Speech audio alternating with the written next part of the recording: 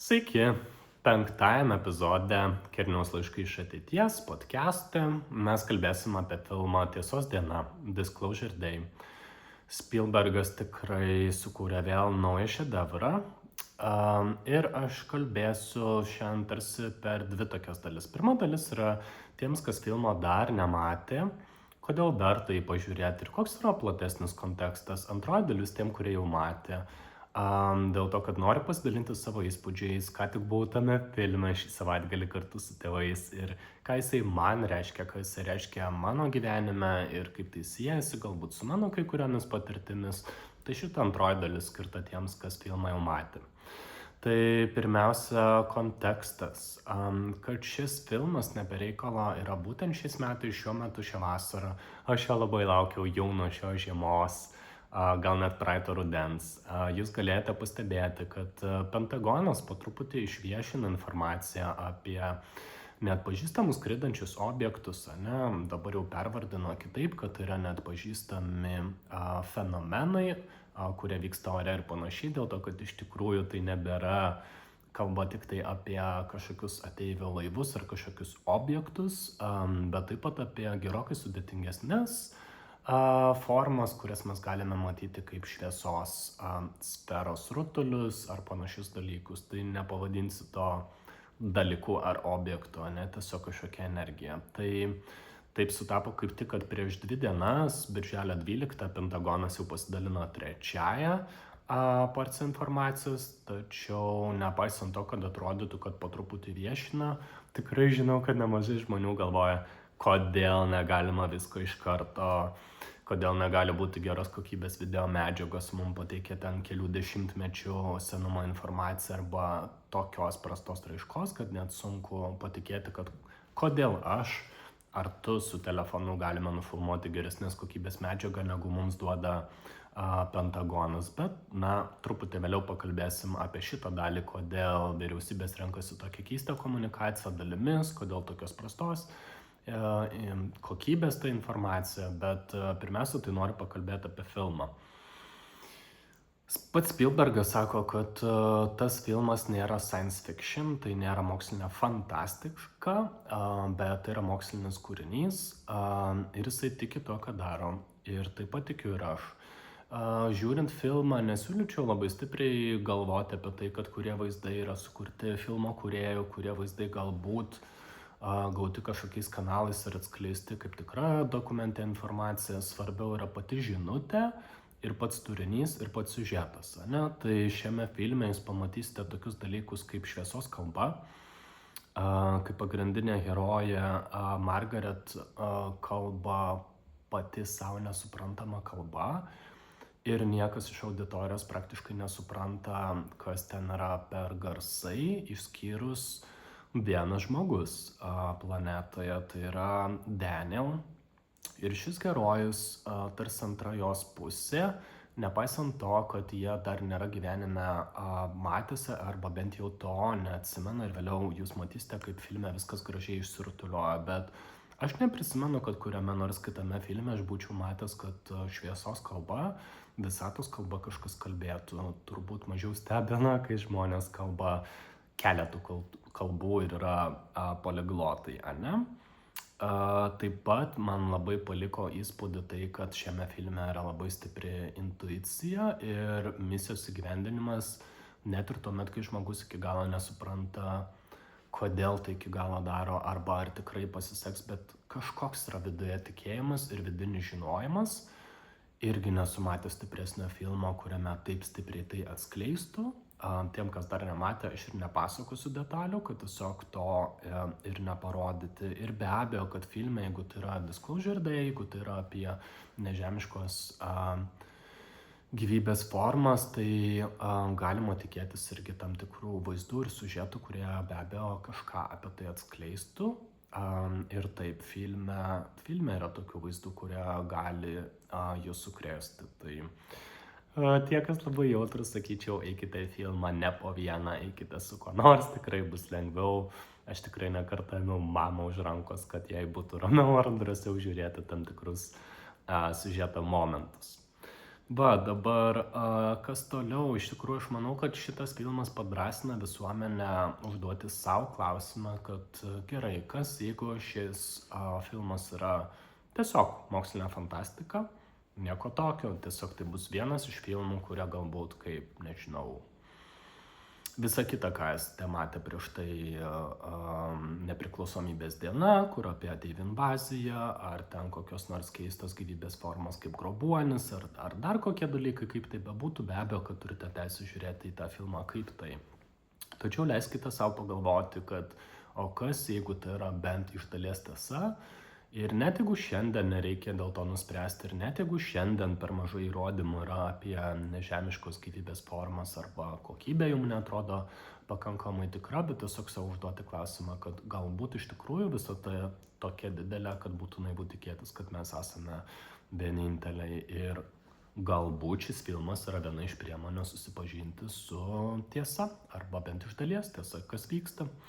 Tai aš sakyčiau, kad net ir tuomet, kai žiūrite, be abejo, visada yra sveika turėti tam tikro skepticizmo, galbūt rezervuotai žiūrėti kokius dalykus, neprimti galbūt visko už gryną pinigą, tiek kiek jūsų intuicija, tiek kiek jūsų širdis sako, kad tai yra tiesa, tiek leiskite savo ir patikėti. Bet mano supratimu ir pasidalinsiu savo nuomonę, kad iš tikrųjų tai, kas vyksta dabar, 26 metų viduryje, tai yra tik tai vienas iš etapų, vienas iš laiptelių, kaip mes ir toliau gausime daugiau informacijos, daugiau patikimų įrodymų apie nežemiškos gyvybės rūšis ir kitus dalykus. Ir kodėl šitos įdomios dalies nesuvalgyti, kai yra taip Spielbergo genialiai pastatyta, tikrai labai įdomu žiūrėti.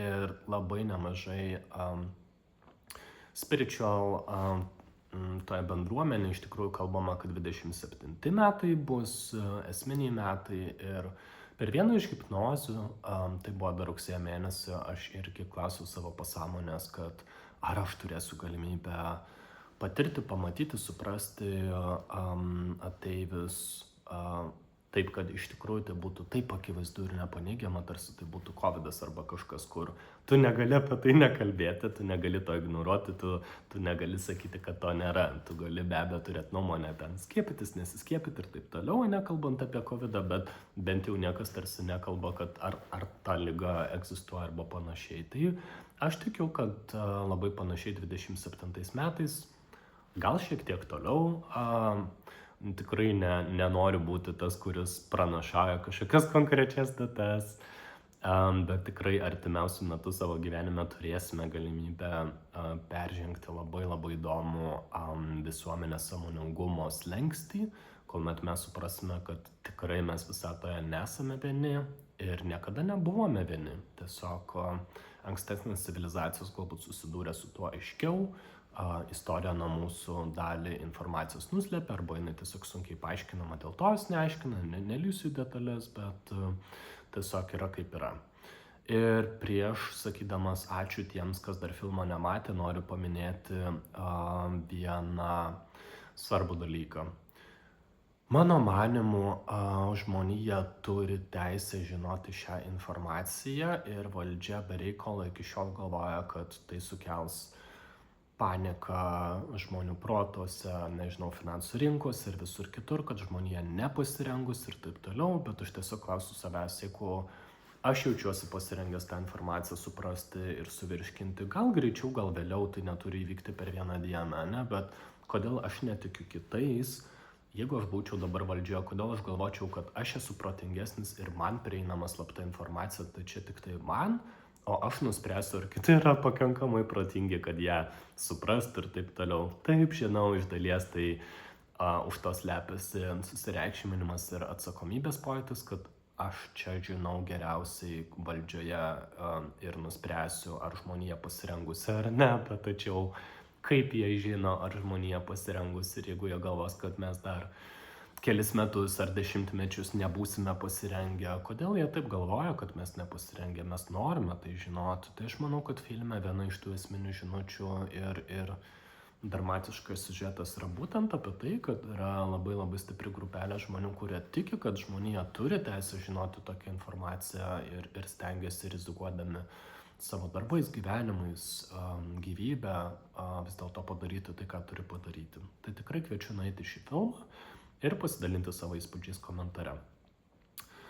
Toliau judu apie tai, kas yra po filmo, ką aš išsinešiau. Tai tos, kurie dar nebuvo filme, siūlyčiau čia dėti pauzę ir podcastą, jeigu norėsite pabaigti klausyti po filmo pažiūrėjimo, ne? Bet kas man įstrigo, tai yra tai, kad šiame filme yra labai stiprus sąlytis su gyvūnais, su paukščiais, su kitais gyvūnais ir tas ryšys tarp žmogaus ir gyvūno ir kažkokio gilesnio sąmoningumo dalyko yra labai labai įspūdingas. Taip pat man tai sutampa su Dolores Cannon knygomis ir įžvalgomis, kad kartais galbūt nežemiškos gyvybės formos pasirenka žmogaus formą tau pasirodyti arba pasirenka gyvūno formą tam, kad tavęs neišgąsdinti, nes ta prasme žymiai lengviau galbūt, kai prie tavęs prieis elnes ar lapė ar kažkas ir tu tai tiesiog su smalsumu stebi. Tai šito vietoje pasidalinsiu asmeninę patirtim, kad per paskutinius 3 metus labai susiduriu keistai su gyvūnais gerąja prasme, kaip niekada iš arti ir kaip niekada ilgai sustinka žvilgsniai ir stebim vienas kitą. Papasakosiu vieną istoriją apie lapę. Aš važiavau mišku ir mano vidinė pajauta, intuicija galima vadinti vidiniu vedliu ar mūsų aiškesnių ryšių su aukštesniuoju aš, su mūsų pasąmonės lygiu, sako lėčiau, Kerniau, lėčiau, dabar čia sustok. Ir kadangi mano mašina pusiau elektrinė, tai kai tu stovi, tiesiog variklis nedirba, yra visiškai tyla, aš atsidarau langus, išsijungiu kondicionierių, kad nebūtų jokio triukšmo ir galvoju, gerai, mano intuicija visada teisi net ir tada, kai aš paskui ją seku ir nežinau, kas čia dabar bus. Ir ateina lapė iš miško ir jinai mane ilgai žiūri ir aš galvoju, geras, aš niekada nemačiau lapės iš taip arti arba kad būtų toks kontaktas žvilgsniais. Ir natūralu, kaip ir kiekvienas pagalvoja, koks būtų fainas stories ar video ar kažkas, ieškau savo telefono, kur aš jį mašinoje pasidėjęs ir be abejo, kad baigėsi tas kontaktas, jinai nubėga į mišką, aš neturiu video įrodymo, bet tai paskui kartojasi su kitais gyvūnais. Ir kita irgi trumpa istorija apie tai, kad kai važiavau po vieno tokio gilesnio pokalbio su savo drauge, jogos mokytoja, tai jaučiau irgi kažkokį labai stiprų ryšį su visų pasauliu, su gamta, su viskuo. Ir pastebėjau, kad zuikis eina nuo pievos link miško, irgi sustojau tiesiog pasigrožėti, galvoju, kaip gražu, taigi vis tiek bailus gyvūnas, bet jisai tiesiog ramiai keliauja savo keliu, nėra, kad aš jį išgąsdinau, bet irgi tiesiog, kadangi automobilis nurimo, sustojo, jokių garsų nėra, tai buvo labai keista, kaip zuikis apsigręžė ir iš miško grįžo atgal iki manęs ir ne tik iki lauko krašto, bet tiesiog atsistojo vidury kelio tiesiai priešais mano mašiną ir žiūrėjo mane, tai aš nežinau, man šitas filmas labai sužadino visus šitus prisiminimus. Antras dalykas, kurį norėjau pasidalinti, kad tai, ką aš patiriu per paskutinius 2-3 metus, kai aš sau daviau žodį, kad aš seksiu intuiciją savo vidinių jausmų, iš tų pojūčių labiau negu proto balsu, net ir tuomet, kai protas prieštarauja arba sako, kodėl tu ten važiuoji ir kas iš viso ten turi būti, nes, nežinau, gavai kažkokį signalą, kad ten turi keliauti į ten ir ten. Aš visada keliauju nežinodamas, kodėl keliauju, tiesiog pasitikiu, kad jeigu turiu ten būti, turiu būti. Tai šita drąsa sekti intuiciją filme labai stipri. Pagrindinė herojė Margaret, jinai važiuoja į šiaurę, nes nejaučia, kad tenai yra Daniel. Kaip jinai tai žino, jos vaikinui sunku suprasti. Ir jos vaikinas, kadangi jos ką tik paleido iš ligoninės, jie peršvietė galvą ir jokių blogų dalykų nerato, po to, kai jinai kalbėjo šviesos kalba eteryje. Tiesiog nusprendžia apsimesti, kad eina pirkti vandens, iš tikrųjų kviečia jai greitąją ir sako, žinot, kai mes išėjom iš ligoninės, tai stipriai pablogėjo. Aš negaliu, man šita vieta yra tokia asmeniška, aš galvoju, kiek per paskutinius metus 2-3 aš praradau draugų, ar kiek yra žmonių, kurie galvoja, kad man atsisuko varžteliai arba sako, eik pas psichiatrą arba dar kažką daryk. Ir man yra truputį juokinga dėl to, kad natūralu, kad savo viduje, kai mano intuicija atveda į dalykus, kaip per meditaciją, tu išsiaiškini, kas nutiko, kodėl nutiko, apie ką yra kai kurie dalykai, tai tavo vidinė tiesa yra tokia stipri kaip ąžuolo širdis, ta prasme, nesvarbu audra, lietus, vėjas ar kažkas, tu vis tiek grįžti į savo centrą ir nesvarbu, net jeigu kažkas praeitų pro tave ir apipiltų, atsiprašau, šūdu kibirų, ta prasme, tai nekeičia tavęs, ateis lietus ir visą tai nuplaus, tai ta tokia vieta. Ir kartais, vat, kaip tame filme, tas momentas, kai jinai nusprendžia palikti savo vaikiną, bet per vaiką perduoda labai gražiai žinutę, kad aš tave myliu, bet aš turiu keliauti ten ir ten. Čia yra labai gražu, ta prasme, kad jinai nepereina į, na nežinau, pyktį, neapykantą ar kažkokį stiprų liūdesį. Tiesiog jinai supranta, kad galbūt kai kuriem žmonėm, net jeigu tai yra antra pusė, kaip va čia atveju jos vaikinas, jos nesupranta, it's okay, ta prasme, be abejo, kad sunku suprasti tam tikrus dalykus ir čia tarsi pasijungia jos atjauta, kad nepaisant, kad jos nesupranta, jinai supranta tą žmogų. Tai aš tikrai labai dažnai taip atsidariu, kad tie žmonės, kurie manęs nesupranta, jiem turbūt būtų sunku suprasti, kaip taip gali būti, bet aš jas vis tiek suprantu. Tai šita dalis. Tuomet meilė, kaip filme be meilės, bet aš turiu omeny, kad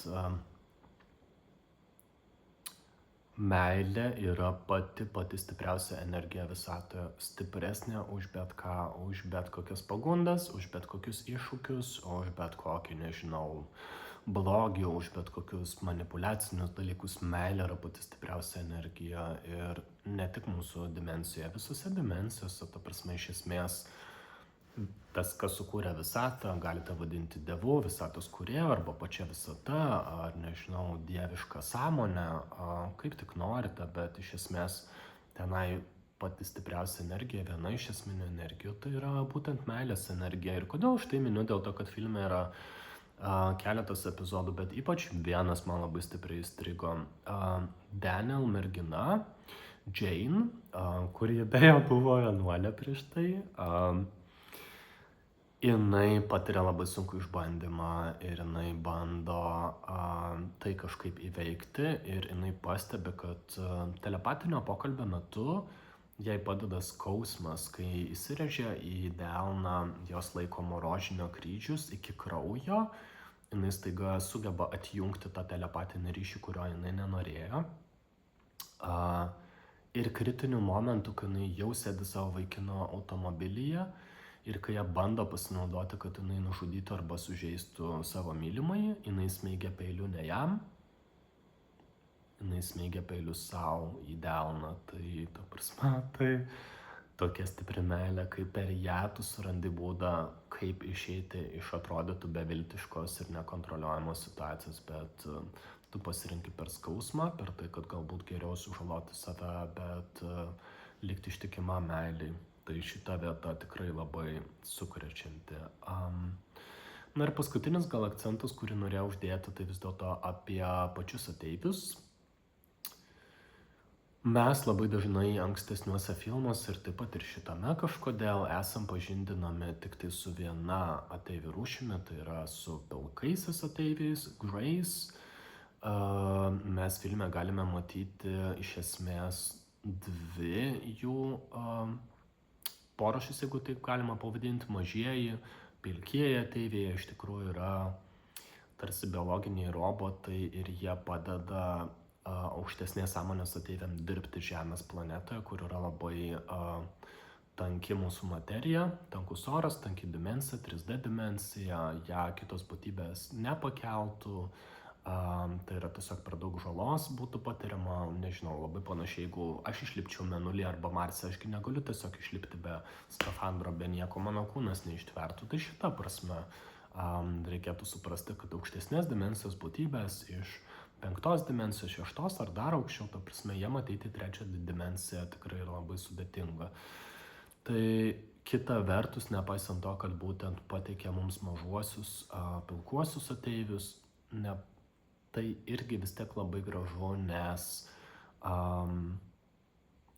tie žmonės, kurie yra susidūrę Žemės planetoje patys asmeniškai su patirtimis ir vizualiai susidūrę, dažniausiai be abejo tai yra pilkieji ateiviai, tai nenuostabu, kad daugiausia yra reports, kaip čia lietuviškai būtų, ataskaitų arba pranešimo, ne, apie tokius susidūrimus. Be to, kadangi tokie ateiviai buvo vaizduojami kituose filmuose, tai tiesiog tarsi lengviau tai pratęsti. Ir taip, filmo gale mes turime susitikimą su aukštesniuoju, gerokai didesniu žmogaus ūgyje pilkuoja ateiviu, bet tenai vyksta tik tai labai trumpas susitikimas ir tarsi šis filmas prašosi pratęsimo, nes Margaret, jinai sako priešais kamerą, kad klausykit, listen, ir filmas baigėsi. Tai man tikrai įdomu, ką nežemiškos gyvybės atstovas norėjo man pasakyti, kokią tą žinutę toliau perduoti, bet visą tai ateis tam tikrų laikų.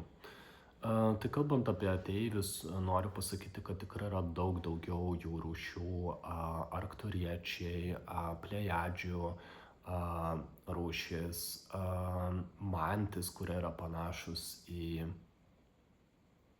kaip vabzdžius, gal sakykime kaip žiogus, gal labiau negu žmogaus forma ir panašiai, yra šiauriečiai, nordics ir taip toliau, taip toliau. Aš gal nesileisiu į detalės dėl to, kad šitas podcastas užtruktų per ilgai ir galbūt mes kitose serijose, kituose epizoduose kalbėsime tuomet geriau po truputį, po vieną tą gyvybės rūšį, kalbėsim iš kurio žvaigždyno, kas būdinga tai rūšiai, jeigu turite patirčių praėjusiuose gyvenimuose apie tai, kaip galite atpažinti pagal savo tam tikras sielos charakterio savybės ir taip toliau, ne? Bet aš tiesiog ką norėjau stipriai pasakyti, kad negalvokime, kad ateiviai tai yra būtent pilkieji žmogeliukai, kurie ten mažesni už žmogų arba būtinai didesni už žmogų ir tai viskas tikrai yra daugiau gyvybės rūšių, kurios yra nežemiškos kilmės ir kai kurios tikrai yra žymiai labiau panašios į žmogų ir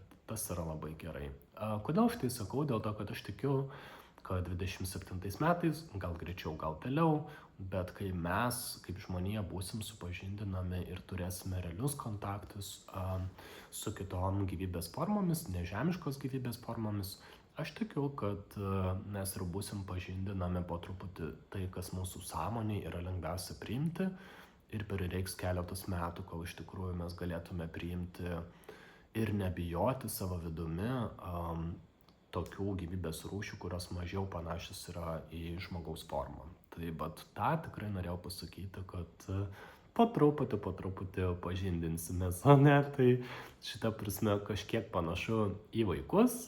Aš sakyčiau, kad vaikas, kuris žino, kas yra pienas, bet įsivaizduoja, kad pienas atkeliavo iš parduotuvės ir kažkurio momentu, kai tėvai nusprendžia supažindinti su gamta ir pirmą kartą pamato karvę, supranta, kaip karvė atrodo, iš kur iš tikrųjų atsiranda pienas ir taip toliau. Nu tai taip, tai ir turi būti po truputį kelionė, mes negalime galbūt mažą vaiką iš karto pasiimti į safarį ir parodyti liūtų, kurie ten ar kažkokių visokių kitokių rūšių, tiesiog būtų visko per daug. Tai tas pažinimas palaipsniui tikrai yra labai žmogiška ir natūralu ir mūsų sąmonė yra lengviau priimti.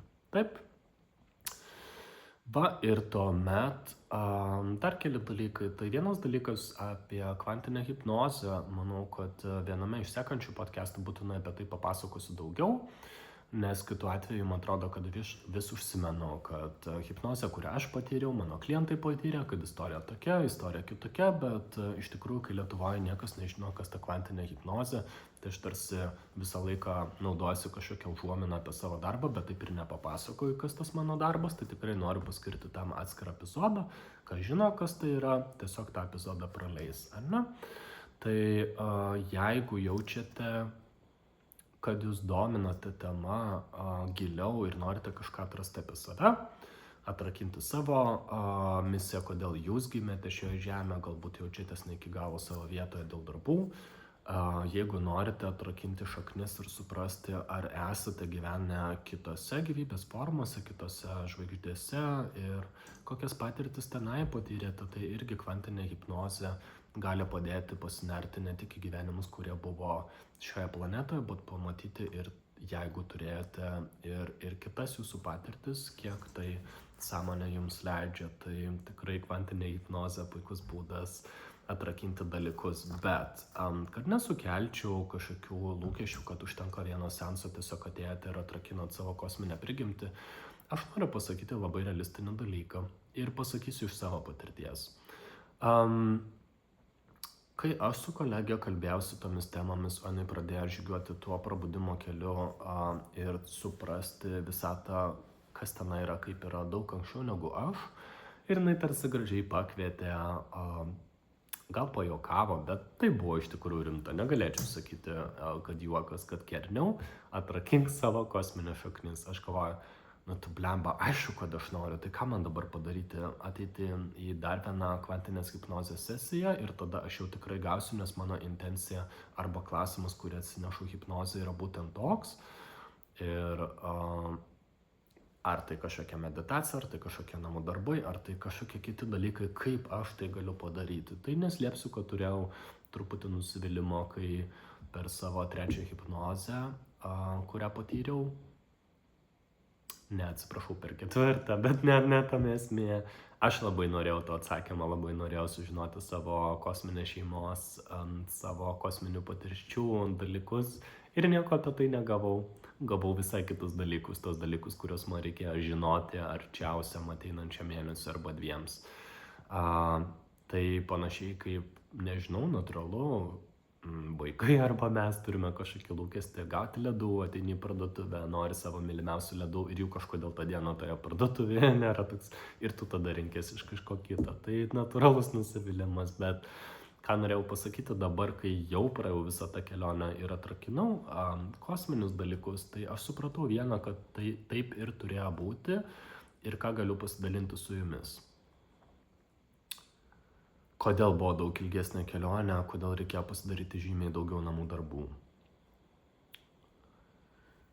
Aš manau, kad geriausias buitinis palyginimas būtų tas, kad, tarkim, jūs gyvenate bute ar ten name, nežinau, nesvarbu, jūs sugalvojate, kad, aš noriu dabar pasikviesti svečių, bet jūs taip senai neturėjote svečių, kad jūs pamiršote, kaip tam reikia pasiruošti. Ir iš tikrųjų namai pilni nešvaros, kažkokių primėtytų daiktų, prikrautų dėžių nuo ten vaikystės, paauglystės dalykų, kurių nenorėjote išmesti, tiesiog supakavote ir sukrovėte ir taip toliau. Ir kai kažkas tarsi stebėtas ateitų ir pasižiūrėtų iš šalies, sakytų, kernio, come on, ta prasme, kaip čia šitas dėžės vidury svetainės ir netgi duris užremia taip, kad nelabai čia pas tave atsidaro ta svetainė taip toliau, o tu nenori išsipakuoti. Ir yra toks be abejo jausmas, kad nenoriu aš išsipakuoti, kad aš dabar turiu lysti savo paauglystę, vaikystę, kažkokias traumas, kažkokius prisiminimus, kažkokius dalykus, kurie susiję galbūt su, nežinau, skaudžiais išgyvenimais, kas tai bebūtų.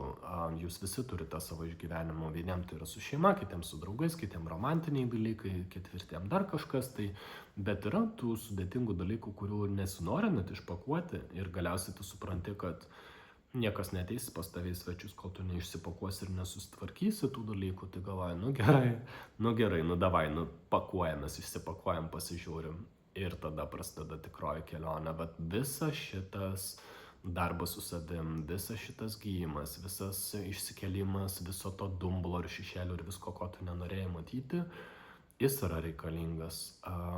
Energetiškai galiu paaiškinti galbūt tiesiog taip, kad viskas, ką jūs patyrėte, visos traumas, visi sudėtingi išgyvenimai, jausmai, kuriuos užkišote ir neišgyvenote iki galo, kūnas tai prisimena, tiek fizinis, tiek energetinis kūnas ir energija negali pratekėti. Ir iš esmės tai ir yra blokai, galima tai vadinti blokais, bet tai yra blokai, kurie neleidžia energijai tekėti, kurie neleidžia jūsų vibracijai būti tokiai aukštesniai, kuri leistų jums patirti aukštesnius dalykus. Ir vienintelis dalykas, kuris reikalingas, tai tiesiog dirbti su savim. Tai kviečiu dirbti per kvantinę hipnozę, nes tai yra pakankamai galingas ir gana greitas įrankis ir jo metu nėra galimybės meluoti savo ir apgaudinėti, kad ne, čia problemos nėra, šito dėžė, pasižiūrėjau, nieko čia nėra, padėkime šalį, keliauju toliau. Ta prasme, tą galite padaryti pas psichologą, galite padaryti su draugais, galite padaryti su savim ir apsimesti kai kokius dalykus.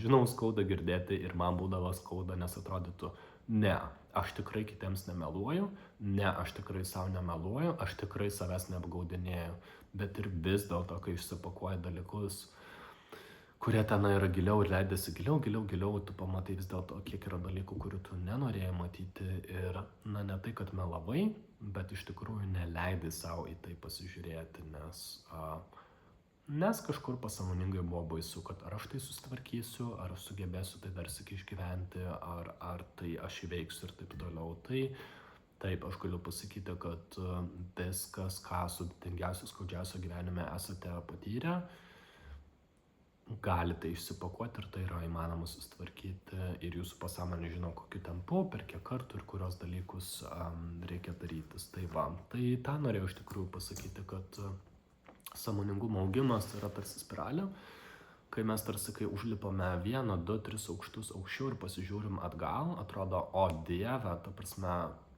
100% dabar geriau.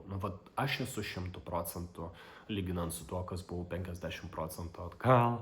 Ir paskui tu kelia aukščiau ir tu supranti, kad ten, kur tau atrodė augimas 100%, tai buvo galbūt nuo 20 iki 40% to, kas yra daug vėliau dabar. Ir be abejo, tai atrodo dvigubai daugiau, kur ten tarp 20 ir 40% yra toks skirtumas. Ir tuo momentu, kai tai buvo 40%, man tai atrodė 100%, nes lyginant su to, kas buvo anksčiau. Bet aš dabar net ir nustojau tai kažkaip matuoti procentais ar kažkokią pažangą, nes aš esu įsitikinęs, kiek aš šitą spiralę benueičiau aukštyn ir aukštyn, vis dar yra kelionė tolyn. Mūsų tobulėjimui nėra ribų.